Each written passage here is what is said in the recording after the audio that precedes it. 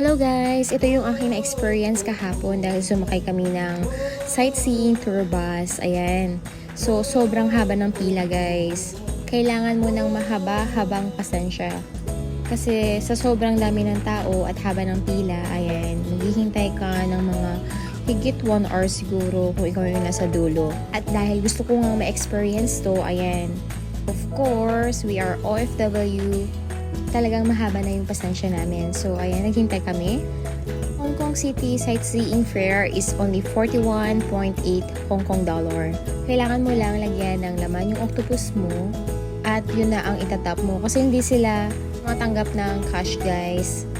Pero ang alam ko rin, tumatanggap naman sila ng ibang payment like Visa, Union Pay, Alipay, BOC Pay, WeChat Pay HK, Samsung Pay, Huawei Pay, Google Pay, at Apple Pay. Puro pay.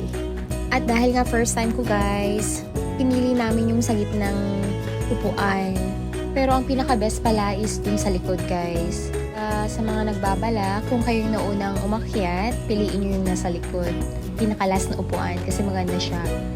Yung exciting part dito guys is yung mabilis yung bus and then masyado siyang mahangin, napaka-presko sa taas.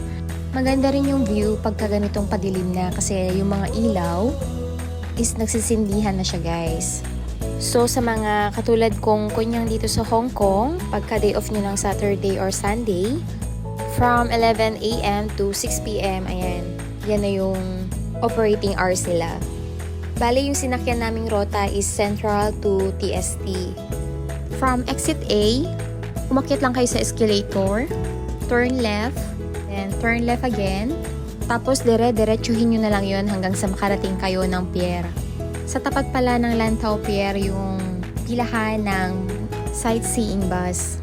So, sa mga hindi pa nakatry guys, try nyo na kasi isa ito sa mga bucket list ng mga OFW na katulad ko. Salamat sa panonood guys. God bless!